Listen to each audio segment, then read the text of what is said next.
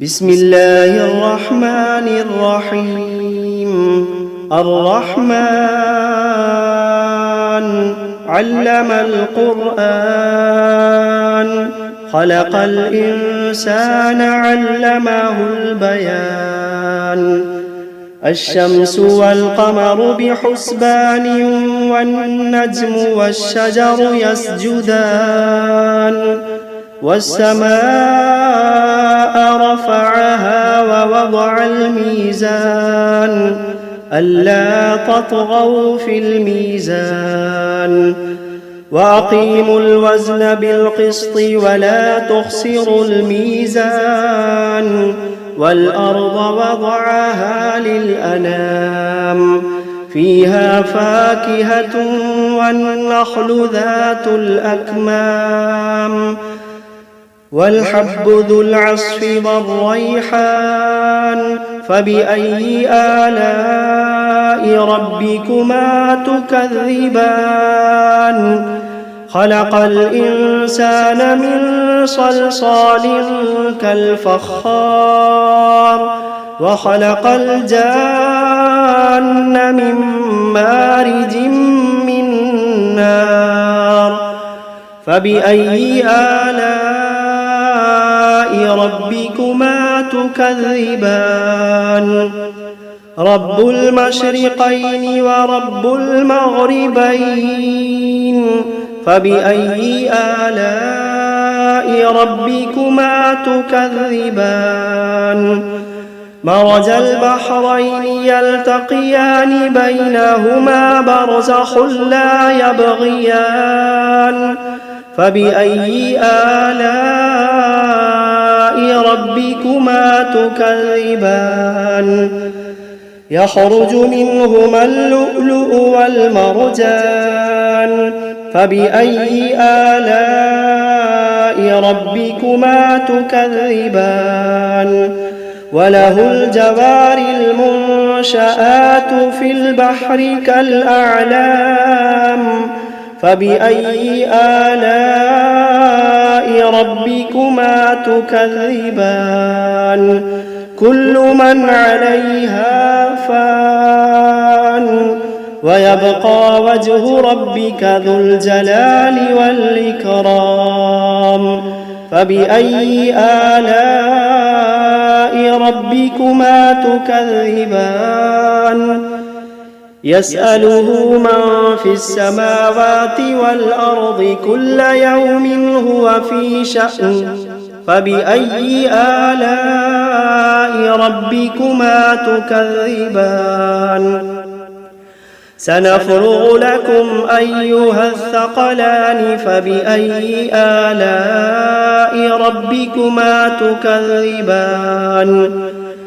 يا معشر الجن والإنس إن استطعتم أن تنفذوا من أقطار السماوات والأرض فانفذوا، لا تنفذون إلا بسلطان. فبأي آلاء ربكما تكذبان؟ يرسل عليكما شواظ من نار ونحاس فلا تنتصران. فبأي آلاء ربكما تكذبان؟ فإذا انشقت السماء فكانت وردة كالدهان. فبأي آلاء ربكما تكذبان؟ فيومئذ لا يسأل عن ذنبه إنس ولا جان. فبأي آلاء ربكما تكذبان؟ يعرف المجرمون بسيماهم فيؤخذ بالنواصي والأقدام. فبأي آلاء ربكما تكذبان؟ هذه جهنم التي يكذب بها المجرمون يطوفون بينها وبين حميم آن فبأي آلاء ربكما تكذبان ولمن خاف مقام ربه جنتان فبأي آلاء ربكما تكذبان ذواتا أفنان فبأي آلاء ربكما تكذبان فيهما عينان تجريان فبأي آلاء ربكما تكذبان فيهما من كل فاكهة زوجان فبأي آلاء ربكما تكذبان متكئين على فرش بطائنها من استبرق وجنى الجنتين دان فبأي آلاء ربكما تكذبان فيهن قاصرات الطرف لم يطمثهن إنس قبلهم ولا جان فبأي آلاء ربكما تكذبان كأنهن الياقوت والمرجان فبأي آلاء ربكما تكذبان هل جزاء الإحسان إلا الإحسان فبأي آلاء ربكما تكذبان ومن دونهما جنتان فبأي آلاء ربكما تكذبان مدهامتان فبأي آلاء ربكما تكذبان فيهما عينان نضاختان فبأي آلاء ربكما تكذبان فيهما فاكهة ونخل ورمان فبأي آلاء ربكما تكذبان فيهن خيرات حسان فبأي آلاء ربكما تكذبان حور مقصورات في الخيام فبأي آلاء ربكما تكذبان لم يطمثهن إنس قبلهم ولا جان فبأي آلاء ربكما تكذبان متكئين على رفرف خضر وعبقري حسان فبأي آلاء ربكما تكذبان تبارك اسم ربك ذي الجلال والإكرام بسم الله الرحمن الرحيم تبارك الذي بيده الملك وهو على كل شيء قدير الذي خلق الموت والحياة ليبلوكم أيكم أحسن عملا وهو العزيز الغفور الذي خلق 7 سماوات طباقا ما ترى في خلق الرحمن من تفاوت فارجع البصر هل ترى من فطور ثم ارجع البصر كرتين ينقلب إليك البصر خاسئا وهو حسير ولقد زينا السماء الدنيا بمصابيح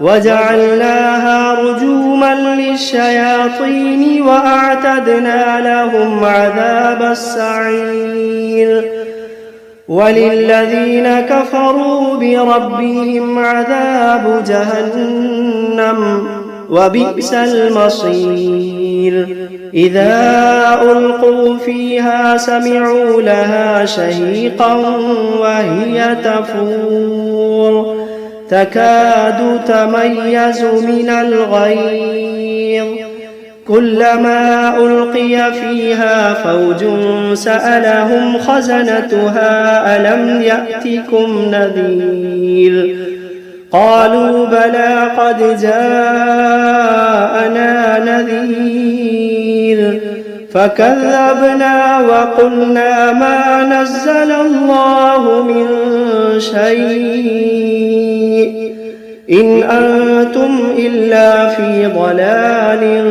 كبير وقالوا لو كنا نسمع أو نعقل ما كنا في أصحاب السعير فاعترفوا بذنبهم فسحقا لأصحاب السعير إن الذين يخشون ربهم بالغيب لهم مغفرة وأجر كبير وأسروا قولكم أو اجهروا به إنه عليم بذات الصدور ألا يعلم من خلق وهو اللطيف الخبير ألا يعلم من خلق وهو اللطيف الخبير هو الذي جعل لكم الأرض ذلولا فامشوا في مناكبها وكلوا من رزقه وإليه النشور أأمنتم من في السماء أن يخسف بكم الأرض فإذا هي تمور أم أمنتم من في السماء أن يرسل عليكم حاصبا فستعلمون كيف نذير ولقد كذب الذين من قبلهم فكيف كان نكير أولم يروا إلى الطير فوقهم صافات ويقبضن ما يمسكوهن إلا الرحمن إنه بكل شيء بصير أمن هذا الذي هو جند لكم ينصركم من دون الرحمن إن الكافرون إلا في غرور أمن هذا الذي يرزقكم إن أمسك رزقه بل لجوا في عتب ونفور أفمن يمشي مكبا على وجهه أهدى أمن يمشي سويا على صراط مستقيم قل هو الذي أنشأكم وجعل لكم السمع والأبصار والأفئدة قليلا ما تشكرون قل هو الذي ذرأكم في الأرض وإليه تحشرون ويقولون متى هذا الوعد إن كنتم صادقين قل إنما العلم عند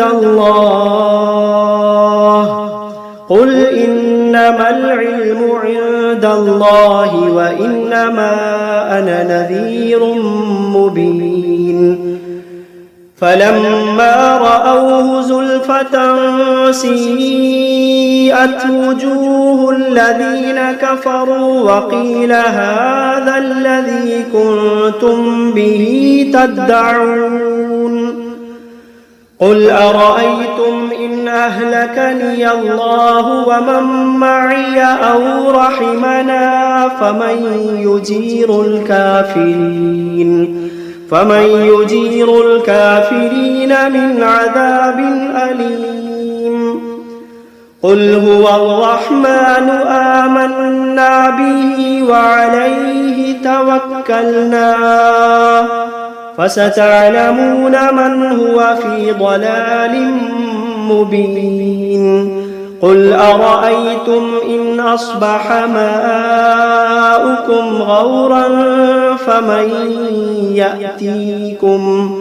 فمن يأتيكم بماء معين بسم الله الرحمن الرحيم قل أوحي إلي أنه استمع نفر من الجن فقالوا إنا سمعنا قرآنا عجبا يهدي إلى الرشد فآمنا به ولن نشرك بربنا أحدا وأنه تعالى جد ربنا ما اتخذ صاحبة ولا ولدا وأنه كان يقول سفيهنا على الله شططا وأنا ظننا أن لن تقول الإنس والجن على الله كذبا وأنه كان رجال من الإنس يعوذون برجال من الجن فزادوهم رهقا وأنهم ظنوا كما ظننتم أن لن يبعث الله أحدا وأنا لمسنا السماء فوجدناها ملئت حرسا شديدا وشهبا وأنا كنا نقعد منها مقاعد للسمع فمن يستمع الآن يجد له شهابا رصدا وأنا لا ندري أشر أريد بمن في الأرض أم أراد بهم ربهم رشدا وأنا منا الصالحون ومنا دون ذلك كنا طرائق قددا وأنا ظننا أن لن نعجز الله في الأرض ولن نعجزه هربا وأنا لما سمعنا الهدى آمنا به فمن يؤمن بربه فلا يخاف بخسا ولا رهقا وأنا منا المسلمون ومنا القاسطون فمن أسلم فأولئك تحروا رشدا وأما القاسطون فكانوا لجهنم حطبا وأن لو استقاموا على الطريقة لأسقيناهم ماء غدقا لنفتنهم فيه ومن يعرض عن ذكر ربه يسلكه عذابا صعدا وأن المساجد لله فلا تدعوا مع الله أحدا وأنه لما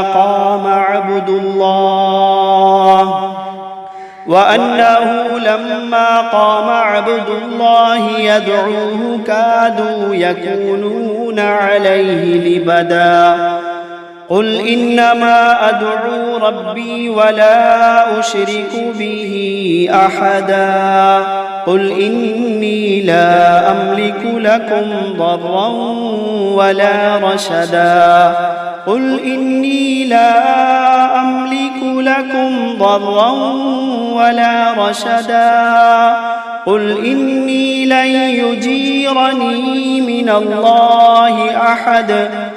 قل إني لن يجيرني من الله أحد ولن أجد من دونه ملتحدا إلا بلاغا من الله ورسالاته ومن يعص الله ورسوله فإن له